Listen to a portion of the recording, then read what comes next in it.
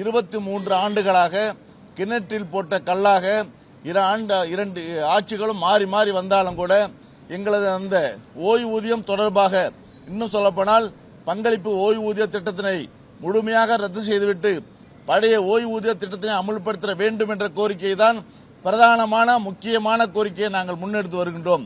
அதன் அடிப்படையில் இன்றைய பேச்சுவார்த்தையிலும் பிரதானமான கோரிக்கையாக அந்த கோரிக்கையை தான் நாங்கள் முன்வைத்திருக்கின்றோம்.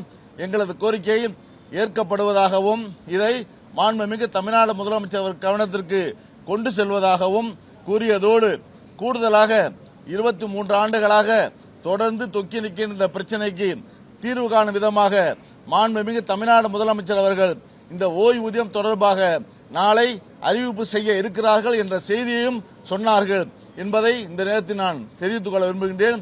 ஆகவே நான் மாண்புமிகு தமிழ்நாடு முதலமைச்சர் அவர்கள் ஓய்வூதியம் தொடர்பாக நாளை புதிய அறிவிப்புகளை செய்ய இருக்கிறார்கள் என்ற செய்தியை பத்திரிகையாளர் முன்பாக நாங்கள் தெரிவித்துக் கொள்கின்றோம்.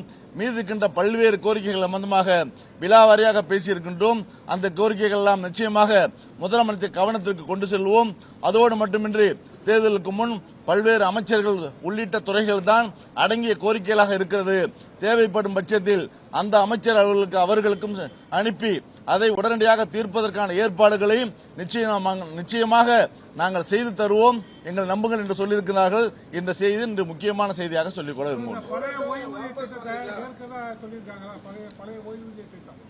அதாவது ஓய்வூதியம் தொடர்பாக பல்வேறு கோரிக்கைகள், அதாவது 4/2/2025 அன்று பழைய ஓய்வூதிய திட்டம், புதிய பங்களிப்பு ஓய்வூதிய திட்டம் மற்றும் ஒருங்கிணைந்த ஓய்வூதிய திட்டம் 3 ஓய்வூதிய திட்டம் தொடர்பாகத்தான் ஒரு குழு அமைக்கப்பட்டது.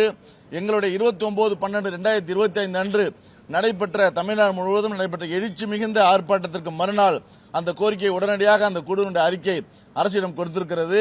அந்த குழுவினுடைய அறிக்கையை அரசு பரிசீலனை செய்து கொண்டிருக்கிறது. ஆகவே ஓய்வூதியம் கட்டாயம் உண்டு என்ற உத்தரவாதம் வழங்கியிருக்கிறார்கள். முதலமைச்சர் அறிவிப்பதற்கு முன்பாக அந்த என்ன விதமான ஓய்வூதியம் என்பதை அமைச்சர்கள் குழு அறிவித்தால் நன்றாக இருக்காது என்ற அடிப்படையில் மாண்புமிகு தமிழ்நாடு முதலமைச்சர் அவர்கள் நாளை நீங்கள் எதிர்பார்ப்பது போல் நல்லதாக நீங்கள் அனைவரும் பலனடை விதமாக, இன்னும் சொல்லப்போனால் 23 ஆண்டுகளாக தீர்க்கப்படாத ஒரு பிரச்சனைக்கு தீர்வு ஏற்படும் விதமாக நாளை அறிவிப்பு செய்வார்கள் என்று சொல்லியிருக்கின்றார்கள். நாளை முதலமைச்சர் முதலில் அறிவிக்கட்டும். முதலமைச்சர் அறிவித்த பிறகுதான் நாம் ஏசியமாக எந்த முடிவும் எடுக்க முடியாது. வர முதலமைச்சர் அறிவித்த பிறகுதான் நாங்கள் இந்த ஓய்வு திட்டம் எப்படியெல்லாம் எங்களுக்கு பயன்படும் என்ற விஷயத்தை சம்பந்தமாக நாங்கள் கூட்டம் போட்டிருக்கின்றோம். அந்த கூட்டத்தில் முடிவெடுத்து அறிவிப்போம். இப்பொழுது இன்று தேதி 2, 6ஆம் தேதி நாங்கள் போராட்டத்தை அறிவித்திருக்கின்றோம். போராட்டத்திற்கு முன்பாக இன்னும் சொல்லப்போனால் 6/1/2026 தமிழ்நாட்டுடைய கேபினெட் கூட்டமானது கூட இருக்கிறது என்ற செய்தியை ஊடகங்கள் பல்வேறு விஷயங்கள் எல்லாம் தெரிவித்து உள்ளீர்கள். இன்னும் சொல்லப்போனால் இன்றுக்கு மேலாக பல்வேறு பத்திரிகைகளில் 6/1/2026 தான் ஓய்வூதியம் தொடர்பாக முடிவெடுக்கப் போகிறது அரசு என்றும் கூறியிருக்கின்றார்கள். அதையும் பொருட்படுத்தாமல் அதற்கு முன்பாகவே 3ஆம் தேதியே மாண்புமிகு தமிழ்நாடு முதலமைச்சர் அவர்கள் அறிவிப்பு செய்ததாக சொல்லியிருக்கின்றார்கள். அந்த அறிவிப்பை பார்த்துவிட்டுத்தான் மேற்கொண்டு என்னங்கிறதை முடிவெடுக்க முடியும்.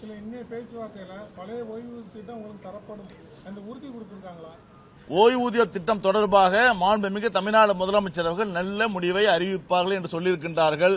23 ஆண்டுகளாக காத்திருந்து விட்டோம், ஒரு நாள் காத்திருப்போமே அப்படி என்று காத்திருக்கின்றோம். பிளே ஸ்டோர் மற்றும் ஆப் ஸ்டோரில் இருந்து பாலிமர் செயலியை QR கோடு மூலம் பதிவிறக்கம் செய்யுங்கள். செய்திகளை உடனுக்குடன் பெறுங்கள்.